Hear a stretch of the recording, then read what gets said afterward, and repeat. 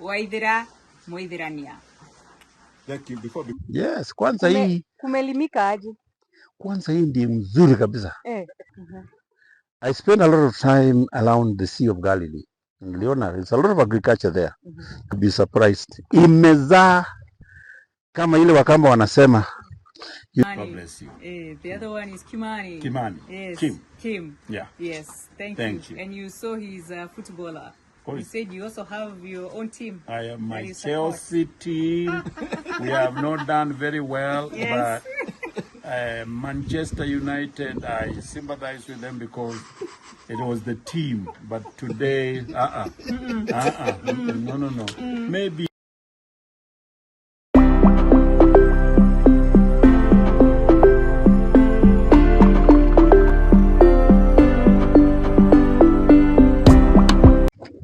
Boys and girls, when they finish from 4, they come for 3 months internship.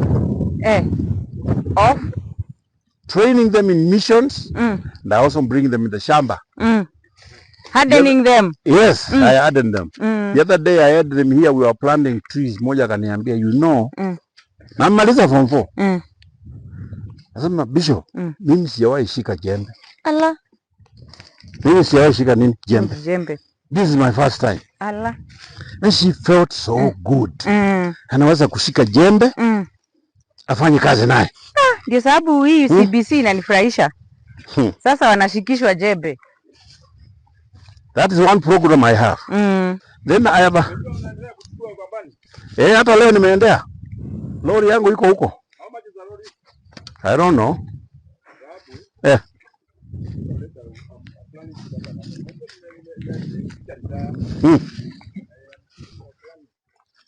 Kuna Bishop, popo zinafanyangwa pruning.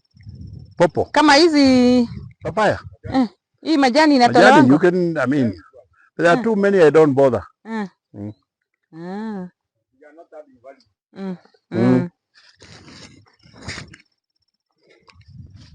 Nasikia nimeendea nini? Na kuna mama ananiuzianga nini pale Kiambu. She grows goats. Ako na over 300 goats. Ananiuzianga manyua. Hiyo umeona nimefunika. Hiyo iko pale. Anauzianga 20,000 per lorry. Na hizi popo nimeona mingi ziko ready. Mna harvest? We harvest. Once a week. Once a week. Once a week we harvest. Yeah. Once a week we harvest.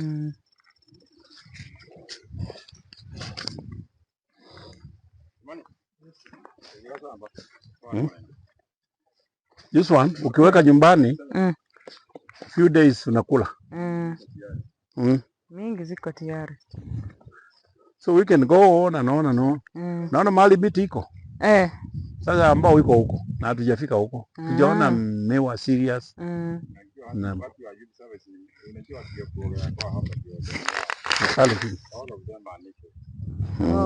we don't bother.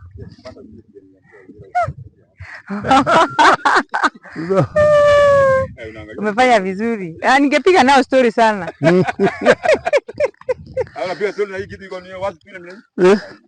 So anything else you want to see?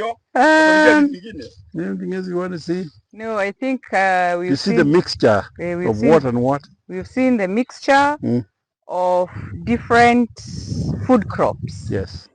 Mixed with the other trees and even fruit trees. So Kigwa tells us that is agroforestry, where you utilize every available space to give you both food and money. Yes. And because we are encouraging Kenyans to continue growing trees, and we know some of our consumers of this information have challenges of sizes of land. They really want shade, they want firewood, they want wood, they want fruits, they want food, and they want money. This is a very important lesson today. We have seen it ourselves that indeed you can do all that on the available spaces. Is it not true, Kigwa? One of the most benefits of such a land or such a piece of land. He's doing it indirectly, in fact, without even knowing. He's got a lot of carbon in this farm. Otherwise, all the plants, name them, provided they are green, irrespective of whether they are fruit trees, whether they are timber trees, whether they are provided the tree is photosynthesizing, there is a ready market for carbon.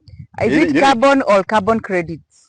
Carbon credits. So what he has here is a lot of oxygen. A lot of oxygen. Yes. Not a lot of carbon. A lot of carbon is being harvested by this. These trees are harvesting a lot of carbon. So he has a lot of produce. So giving us a lot of oxygen. Yes. So in this farm, he has a lot of carbon credits. Yes. He can harvest. And what we do for any plant, planted, leave alone the food crops because they are seasonal. They are 1 year, seasonal, biannual, annually. But the trees, especially the fruit trees, they go for ages, they go for years. And for one farmer to qualify as a beneficiary of carbon credits, should have gone for 15 good years. And of course, with the fruit plants or the fruit trees, and the trees over there, those are, I mean, they are supposed to be timber trees and firewood. Is going to harvest a lot of carbon credits. This one is still in the pipeline. The government has not yet operationalized it, but sooner or later, those who did it before the others would be the first beneficiaries. Tanzania, they already did it. There are people in Tanzania who are buying carbon credits. You told me they were buying when you are. I forgot how much that now, but you called me. Yes, they are there. That's a very much intangible benefit, which is not seen by any people, but is doing it indirectly. Yes, and the other indirect ones is having therapy. Said is very therapeutic. Yes, and some other nutritional values, some that he may not even tell, because this is nyeni. I've seen a lot of mishege, a lot of nyeni. Yes. In fact, it has been opened up to us that it doesn't go to the market to buy for breakfast, lunch. Matunda hii inatosha. Kweli. Hii boga. At his age and like my age, we are supposed to go this way. And of course, not exempting you. At my age, we follow steps. Na mchanga mbaya. Hii kama hii baram. Yes, kwanza hii kumelimika aje? Kwanza hii ndiye mzuri kabisa. Kwa hiyo iko na ewa inapitia huko katikati. Mumeo unasikia mzuri sana. Unajua mimi ningepata kwa shamba yenye iko hivi. Singefikiria inaweza limwa. I know, because of the mentality we've had. No, ukisupplement with manure na whatever. Alafu ipatie maji. Sasa huku unaona huku ni Ukambani. Huku kunaitwa aje? Huku ni Ukambani. Yata. Ile yata mnasikianga. Inaanza hapa by the way. Ukambani tunajua ni dry place. Is a naso. Jua ni mingi, mchanga ni mbaya, haiwezi kuza chakula. And I can see it is all green. Tell you. I've been to Israel. Yes. That's another story. Oh, you've been to Israel. Yes. Oh my word. Those people in the desert. Unajua nasikianga, unasomanga kwa Biblia, God saying to Abraham, I'll give you land. Enda huko. Sababu kuna kitu kingine Mungu alipatia Abraham. Alimpatia hii ya kufanya kazi. So, wakati ulienda Israel, they inspired you. Kabisa. I spent a lot of time around the Sea of Galilee. Niliona there's a lot of agriculture there. Nikaona mandizi, nikaona so many. Kuna machungwa. Negev Desert. Hiyo pahali chakula linatoka. Hata machungwa mengine inafaidi itswe hapa Kenya. Ukakumbuka kwenu hata. This is a wonderful land. Now, if you are very serious, I want you to take off one day I take it to another shamba where it rains just only once. Pasio kidogo tu na naenda na nilienda hapo nikaanza sasa. Ile machungwa iko kwa hiyo shamba saa hii, you will be surprised. Imezaa kama ile Wakamba wanasema, you remember this papaya? It might not be very sweet because it just rained. After rain, the fruits are not very sweet. They are better when it is hot. Yeah, yes. Yes. So what I've harvested water? I harvested around 10 tons of ndengu. 10 tons of ndengu. Yes, and I had only one buyer. From rains of only one season. Yes. Once in a season. Nikai time. Kapata. Tena kubebe hiyo. Tena kubebe hiyo. Hii ni ya bwana Bernard. Huyu first cousin utamweka mwisho.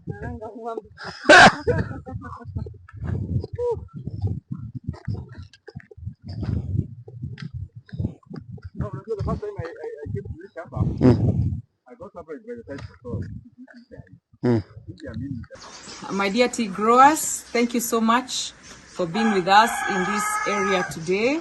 As we have all agreed, we are growing trees. We've been looking around for more values in our trees. Today, our experts, Bwana Bernard Kimani Kigwa, brought us to a place that he's gonna tell us where it is, the name of this place. And he said, we are addressing one challenge that has been raised by our viewers, our followers, our consumers of our information, of our programs, and those who are willing to grow trees. And the challenge has been, what do we do now that our pieces of land are not as huge, as big, yet we need more value. We need to grow trees, harvest, food, fruits, and money. And Kigwa told us today we're going to learn about, did you call it agroforestry? Agroforestry. What is that? Viewers, fellow farmers, how are you?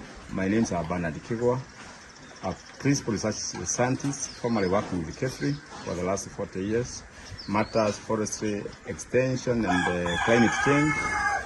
And I've been interacting with farmers for those 40 years.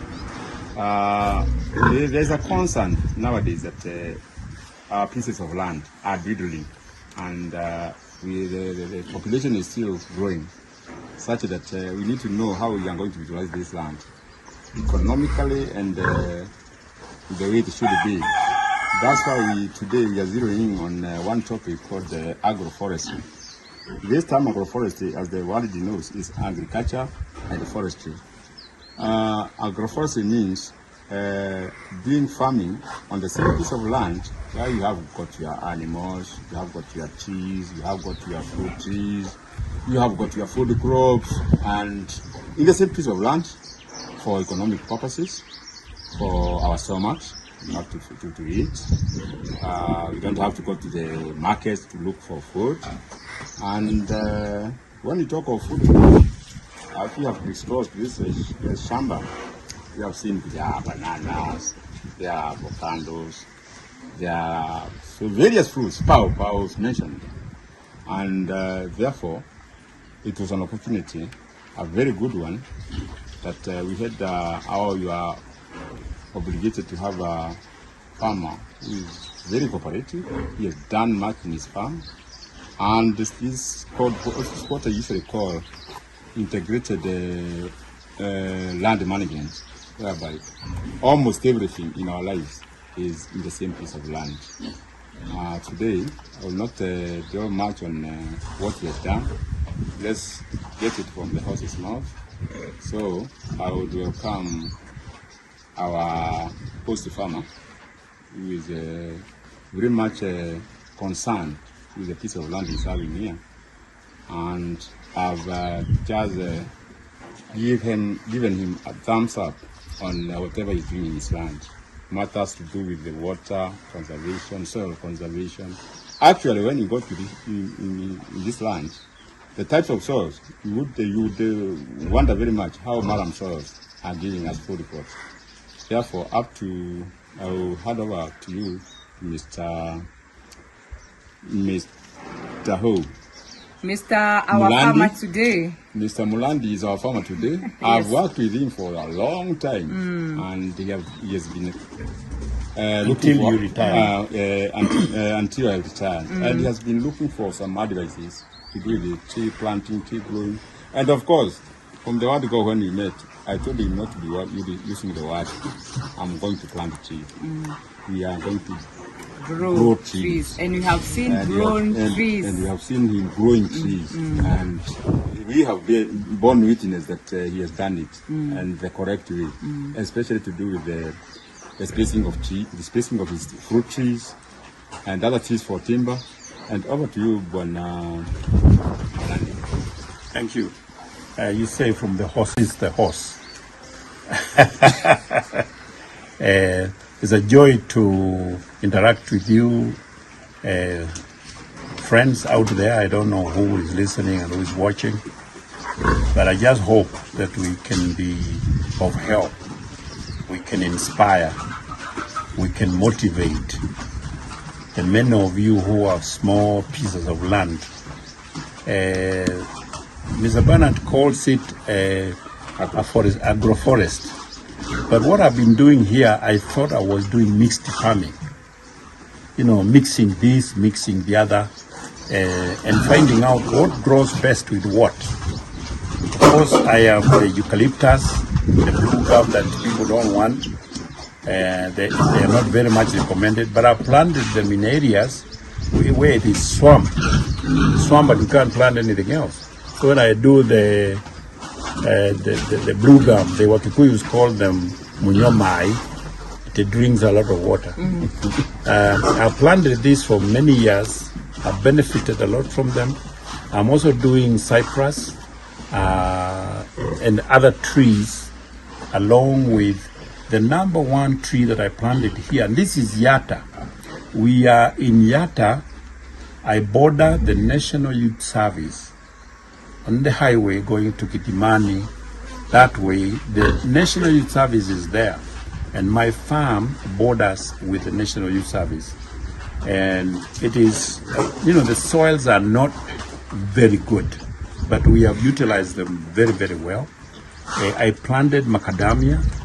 From macadamia, I started doing pawpaws. People call them pawpaws or papayas. Those ones are short, they're short season, like 3 years. The most they can go for 5 years. But in this place, 3 years is the average. And I'm able to sell while I'm waiting for macadamia. Macadamia will take 5 years. And I have also cut a section where I have planted avocados. Everybody in Muranga is doing avocados. And I'm hearing Kiambu, Muranga, Central, the avocados, my goodness, is a big business. And so we encourage people. Ukipanda avocado 10, each one of them can give you right around 10,000 per season, and they will grow with the rain seasons without much irrigation. But if you have irrigation, it's an added advantage. So I am a minister of the gospel. I am the presiding bishop, just exiting this year from being the presiding bishop of the Christian Church International.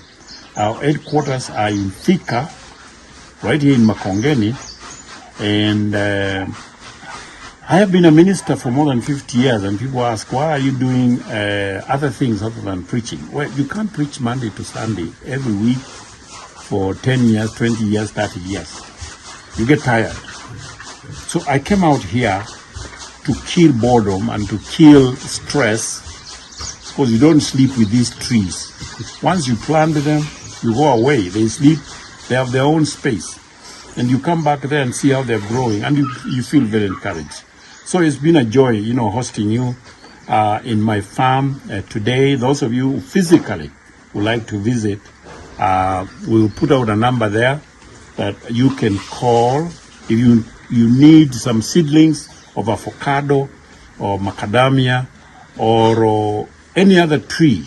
We will be able to source for you. We are certified by the units that certify, and so we know how to do them, and it is very, very encouraging. We can build Kenya. Actually, Kenya, we don't need to import food. Either we are very lazy or we don't want to work or something, but there is plenty of space in this country. There's plenty of space. Everyone can do something in Kenya. That's what I believe.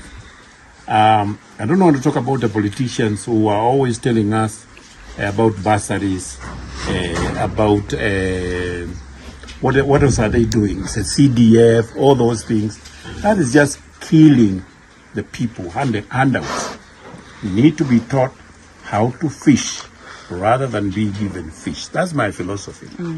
So it was a joy having you here. God bless you. Thank you. And I hope to meet you somewhere. Say hi to Bishop Mulandi if you see him. Thank you. Thank you, Madam Waithira. Thank you. And Bernard, thank you. Kimani. God bless you. The other one is Kimani. Kimani. Yes. Kim. Yeah. Yes. Thank you. And you saw he's a footballer. You said you also have your own team. I have my Chelsea team. We have not done very well, yes. But Manchester United, I sympathize with them because it was the team. But today, no. Maybe next time they what a get born again.